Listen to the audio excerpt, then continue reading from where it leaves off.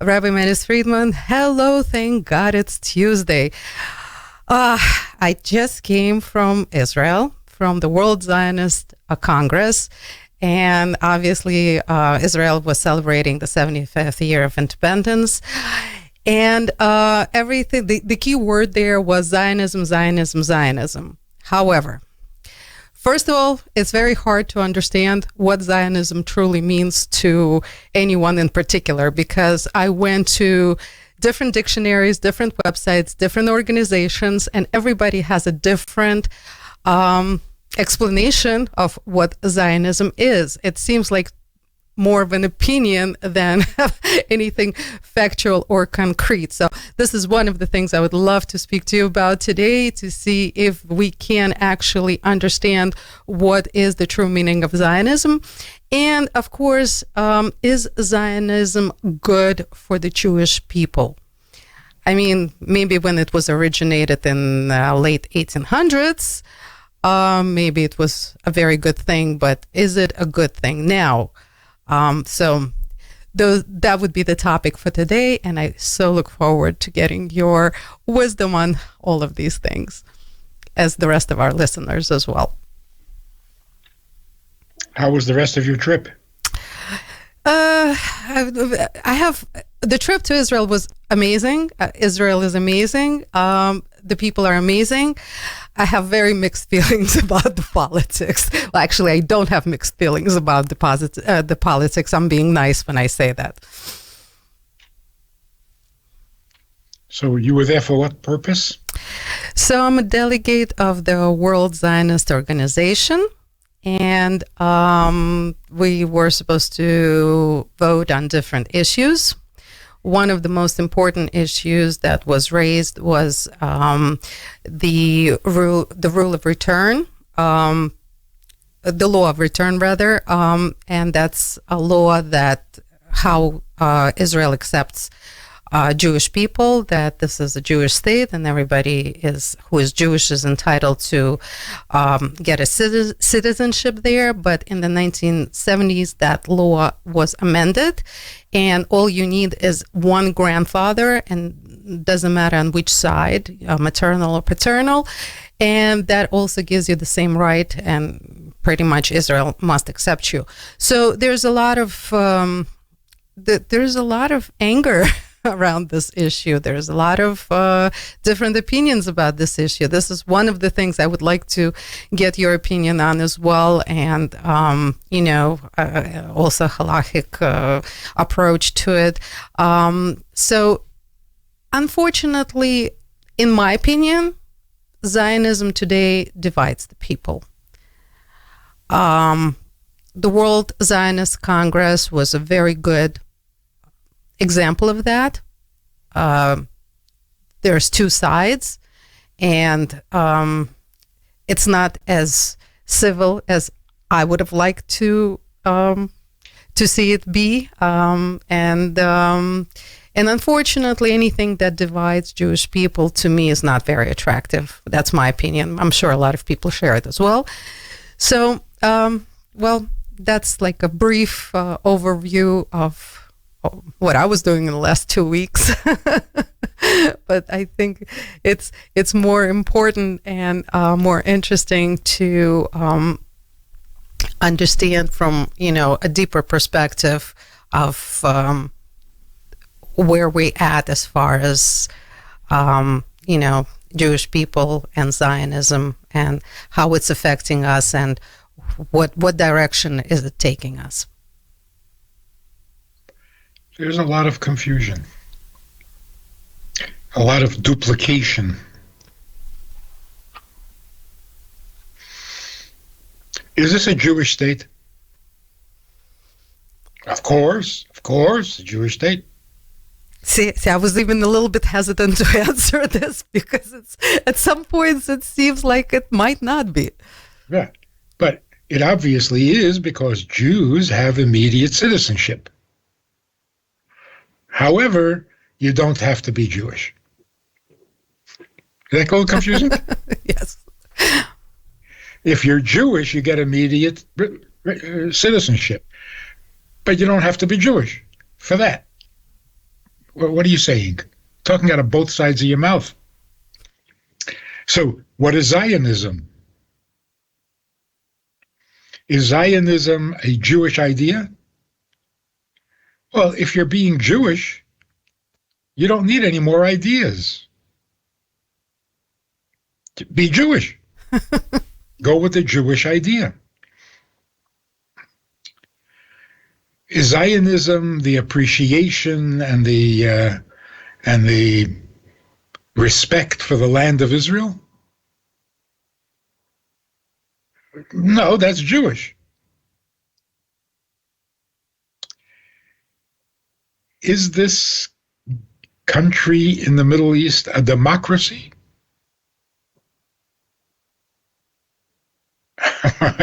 Oh, yes, of course, it's a democracy. Yeah, but just for Jews. So you'll never figure this one out. It is so complex because it's all double talk. We don't need an ism of any kind in addition to Judaism.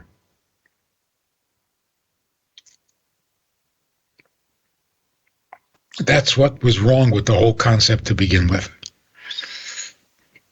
You want to organize a return to Israel? Fine, return to Israel.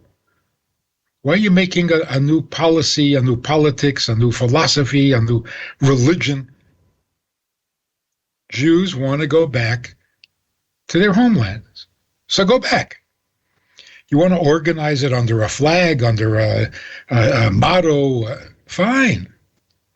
Don't add another ism. Unless you're saying that Judaism is not your ism, you want a new one. And so you have kids growing up in Israel, and they cannot decide whether they are Jewish or Israeli. If you're Israeli, well, then so are the Arabs who live in Israel and are Israeli.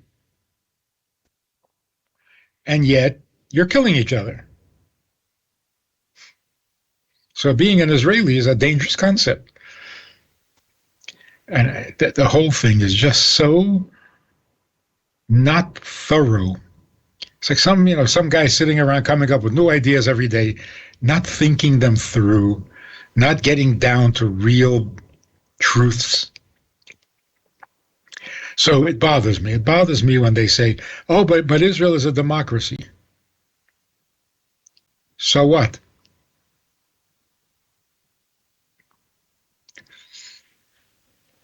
So they pay the price for being a democracy, but they're not really a democracy. They paid a price for being Zionists, but then nobody knows what Zionist means. It's very frustrating.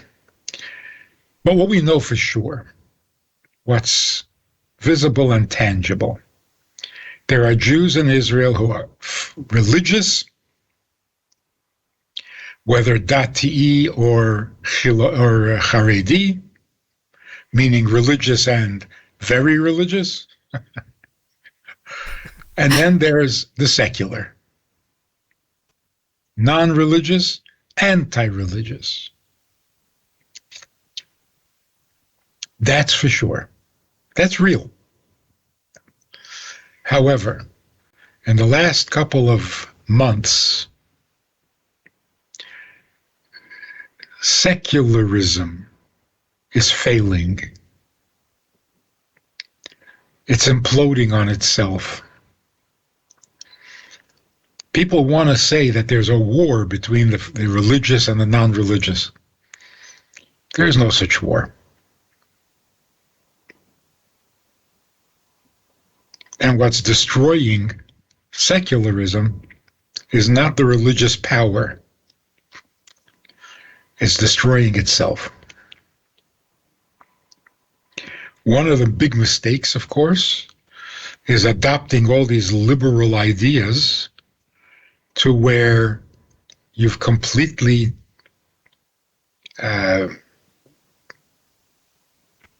You've completely cut out or diminished greatly your population. People are not having children. They're not getting married. They're not having children. So in a couple of years from now, there'll be no secular Jews left. And the vast majority will be religious Jews and Arabs. And they see it coming. And they're panicking. So the first stage is to blame somebody else. The religious parties are taking over. They're going to force us to be religious. No, they're not. Nobody forces anybody to be religious. You're panicking because you're imploding from within. You've got nothing to stand on. Secularism is not a philosophy, and it's not a lifestyle. It's just laziness.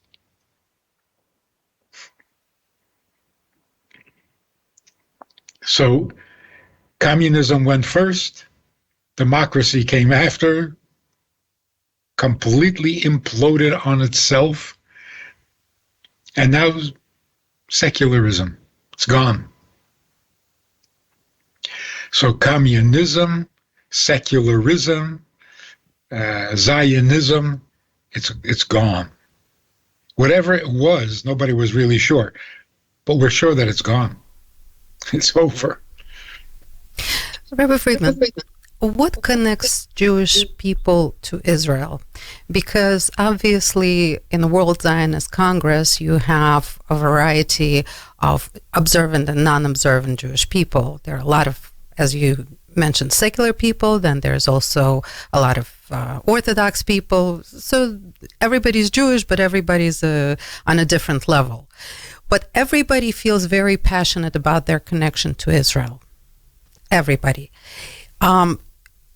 It doesn't matter whether you're an observant Jew or not. What is that connection? What connects people to Israel? And they're all very passionate about it. Definitely. The love for Israel is within everybody who was attending. Doesn't matter what their lifestyle is.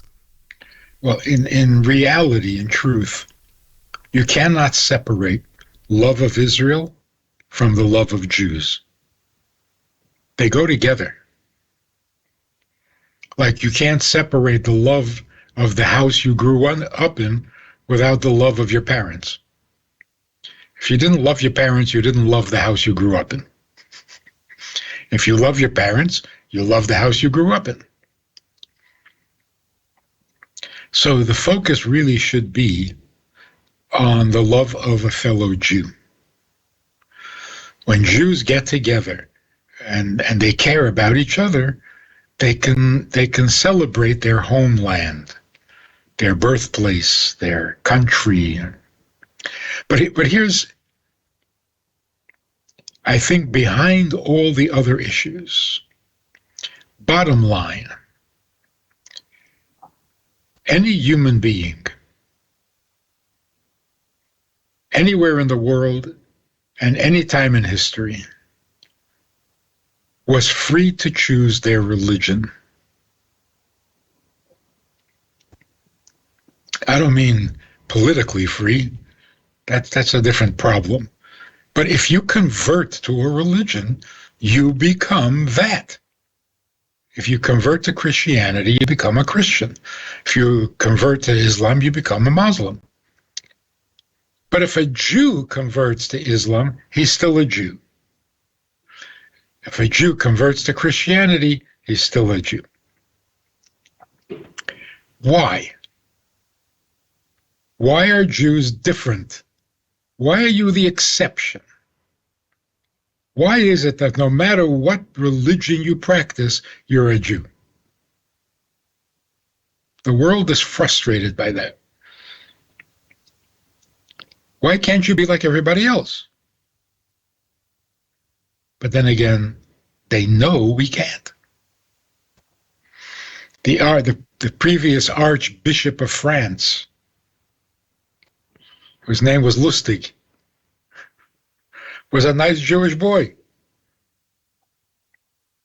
And when he was appointed or elected, however it happens, that he became the Archbishop of France, in his acceptance speech, he said, "You know, I was born Jewish." As if anybody cared, right? But he had to mention it.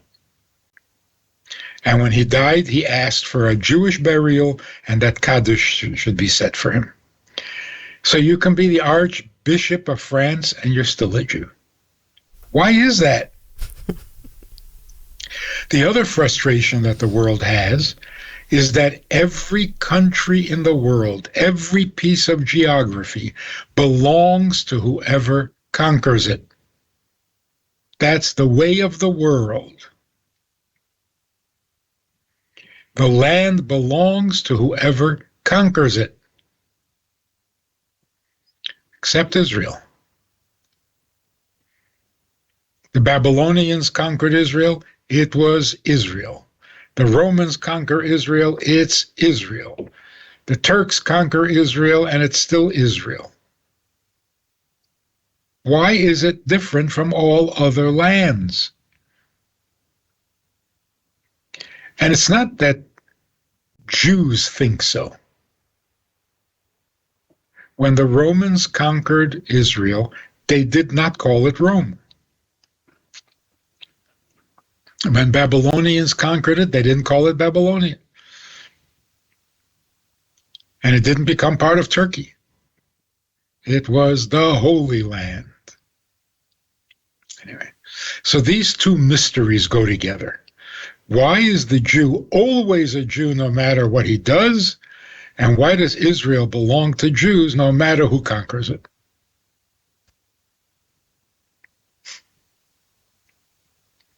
Well, there's only one answer. Because that's how God created it. God said, this land I'm saving for the Jewish people. And there's nothing anyone can do about that. And that's not a theory. That's a historical fact.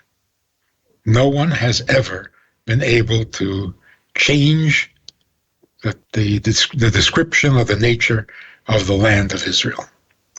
The land of Israel and the people of Israel. You cannot separate them. And that's why there's absolutely no need for a Zionistic philosophy or policy or political system. Jews belong in the Jewish land, and the Jewish land belongs to Jews. Why are you creating an identity that didn't exist 100 years ago, when you have an identity that's already thousands of years old? So Jews and Israel, the people of Israel and the land of Israel, go back thousands of years. And then you come along and say, oh, we're going to turn this into our land. No. Why are you doing that? Rabbi Friedman, everything you just said makes absolutely perfect sense. How come this is not clear to so many people who are trying to fight so hard to dilute Israel, to accept non-Jewish people into Israel? And we're talking about like in huge numbers, tremendous numbers, and they're growing. And the Jewish people who are supposed to be everything you just said are fighting so hard for everybody's equality, for everybody's acceptance, for everybody's rights, and trying so hard to make Israel into everything else, not Israel, make it equal to everybody and everything that's outside of Israel. Well, 2,000 years of abuse can do some serious damage, to put it mildly. We have an insane, literally insane need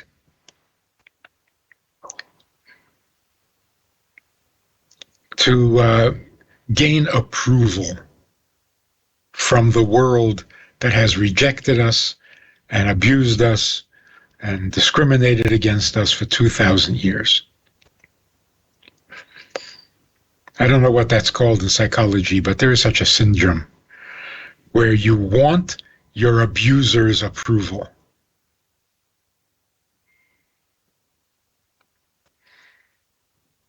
Desperately. So if democracy is popular, then let's be a democracy. Everybody will love us. If equality is a value or a virtue that the world appreciates, oh, we'll give everybody equal rights. Whatever you want, we'll be it. We'll do it. Just like us. 2,000 years of damage.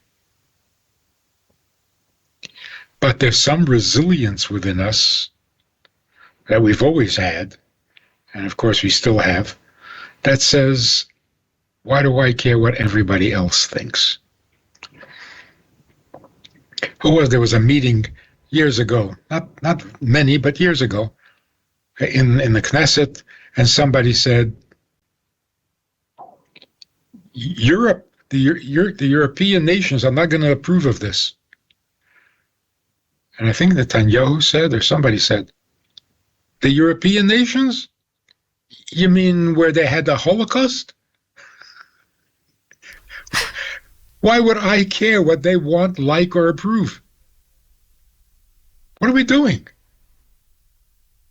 You're worried about their opinion? You know their opinion. And we don't agree with it. Why? And the reason really deep down inside is because Mashiach is not here. And we were told a long time ago that Jews will not be able to establish a sovereign state until we have Mashiach. Is Israel really a sovereign state? That's the big question. It is the land of the Jews. It's the Holy Land. Right now, is Jews have the power and the authority. But is it a sovereign state? No, it's not. There's no sovereignty if you're terrified of what others are going to say. If you can't make your own decisions, if you can't make your own rules, if you cannot defend your right to exist, or if you have to defend your right, you're not a sovereign state. You exist because the world allows you to. That's not sovereignty.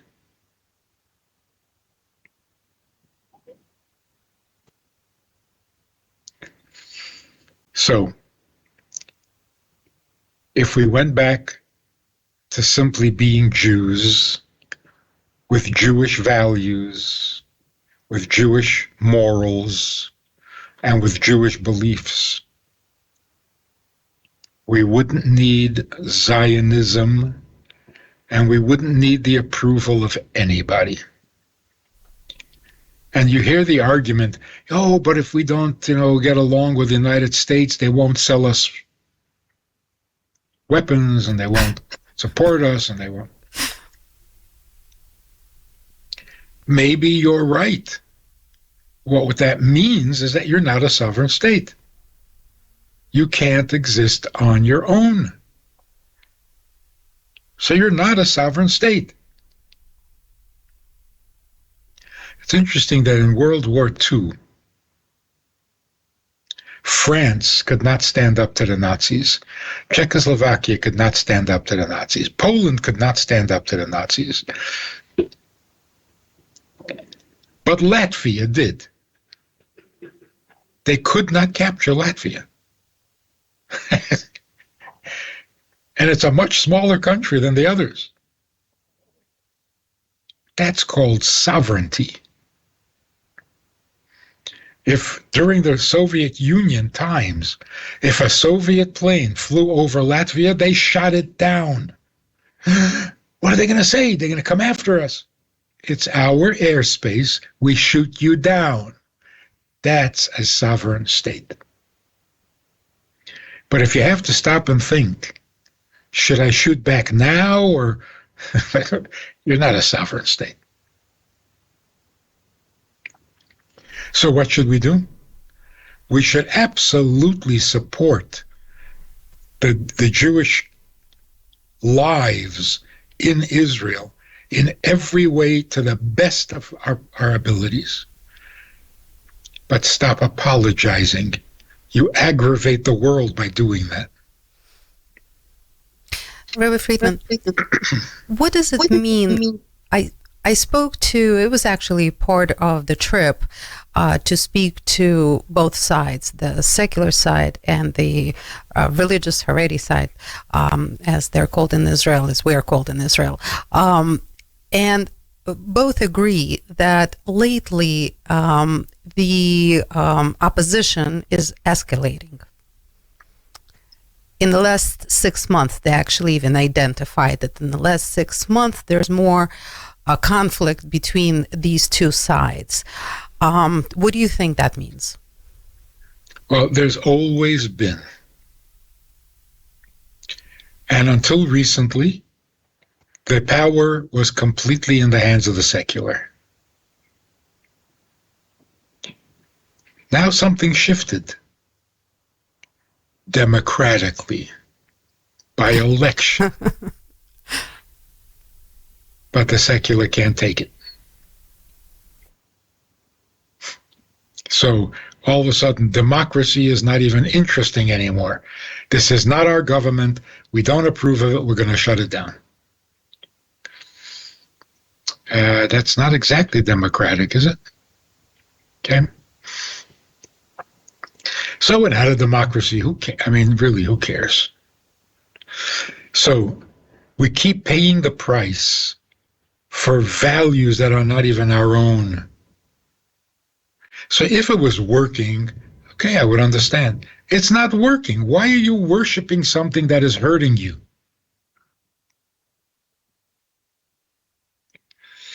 So make up your mind. What are you? What do you stand for? What are your values? And then live by it. Stop trying to win favor in everybody's eyes, because the world doesn't like it. It's painful to deal with people who are constantly shifting.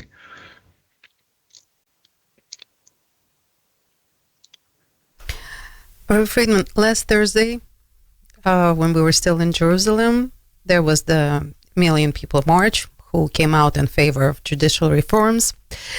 It was amazing, terrific crowd, very peaceful, very focused, very civil, very patriotic. It was a really nice, it was very nice to be a part of.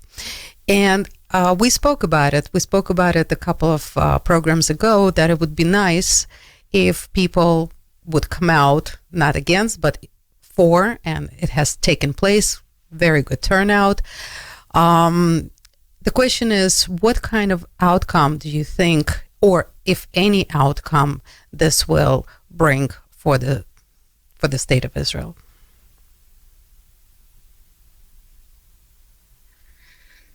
You know,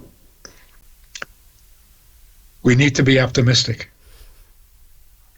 We must be optimistic. There's really no other choice. So hopefully, this very, very public expression of strong conviction on both sides will finally wake people up to a very simple reality. If there's a problem between a husband and wife, the only solution is for each of them to take the blame on themselves. It's the only solution, because it is the truth. There's no way this would be a problem if you did the right thing. So It can't be a one-sided issue. It's not one person creating the problem. It's two people.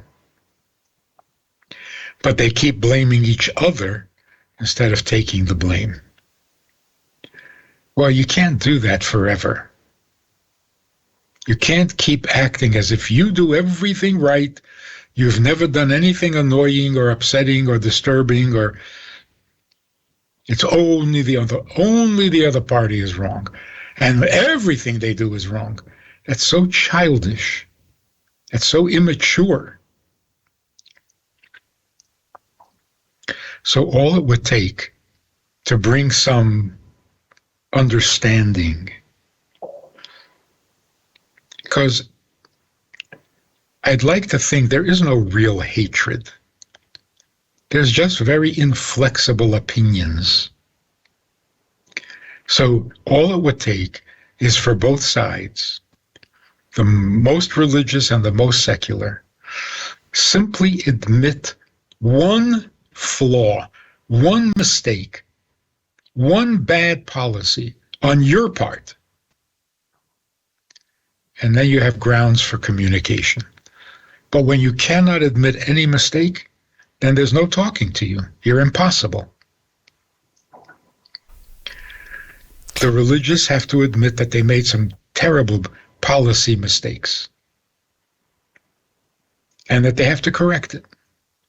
And the secular have to admit that they put their hopes in a false god and it's collapsing. It really is so easy to find the middle ground, because that's where we really are. You have to fight very hard to keep your extreme opinion going, because it's not true, it's not real. You got to keep pumping it and enough. Rabbi Friedman, but there is interference. There is interference. There's interference by the media. There is interference by lack of education in Israel, lack of Torah education. From my observation, by speaking to people, I see that those who are very against actually know nothing about what they're against. For real. They're just against. They just don't want it. But what exactly they don't want, they have no clue. I think the media is extremely manipulative. And I think it's been taken over by the evil there no less than it has been all over the world. And how do we fight this aspect in our homeland? Or deal with it? The media everywhere is very powerful.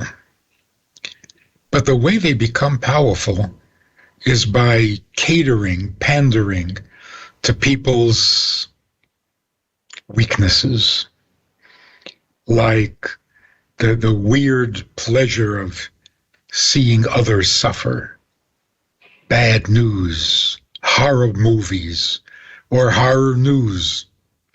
So the news is actually competing with horror movies to see who could be more shocking and more disturbing, because that people react to it. If people stopped reacting to it, the media would change immediately, because all they want is your attention. So this way they're getting your attention. If you change and say, I'm not interested, then all of a sudden they'd be feeding you something else. The media is fake in the sense that it doesn't represent anything. It claims to be leading by first checking where the people want to go. Oh, is that what you want? Okay, fine, we will lead you there. No, you don't lead us there. You're just catering. So yeah, whoever takes charge or takes control of the media will present what they think stimulates the masses. And of course, bad news is very stimulating, because good news you have in your own life. bad news you have to hear about from weird places. Anyway, the point is, if people, the masses, would simply say, "I'm not interested," stop buying the newspapers, stop listening to that's it. They'll change immediately, or they'll disappear. So really, it's the people's values that, in the end, determines everything. So you're right. The education in Israel, Jewish education in Israel, is very poor. Whose fault is that? You could say, well, it's because of secular society, the secular... No. Is it the government? I would say the government. The government. But it's not. It's the fault of those who know. Those who know and should have been teaching failed. They chickened out. Oh, they're not interested. They don't want to hear. So that's it. So you quit. That's like the yeshiva that sends kids home and throws them out of school because they're not stimulated to learning. Well, isn't that your job? You're the school. Well, your kid doesn't want to study. That is such a cop-out. Yeah, so the religious have to admit that they have been very condescending, dismissive, insulated. They really didn't care to bother to offer education, to offer inspiration. They didn't. All they sit there is constantly condemning. What have you done about it? Oh, we're going to pass some laws or get more money for the yeshiva. It's not money, it's students. How do you get more students to the yeshiva? Or whatever. How do you get the yeshiva to more students? Anyway, the point is, they've both made some terrible mistakes. The most religious and the most secular, terrible mistakes. And the tragedy is that they cannot admit it. But if they did, things would be beautiful. Rabbi Friedman, amazing. What a program. So much light, so much wisdom, so much knowledge, so much to think about. I thank you so much on behalf of my community, my radio, myself, and thank you for this time that you allocate for us weekly, and it's absolutely priceless and precious. Huh? Almost weekly. Almost weekly. Well, almost. Almost yeah. is Officially, awesome. it's weekly. Have a great week. You too, Rabbi Friedman. Thank you so much.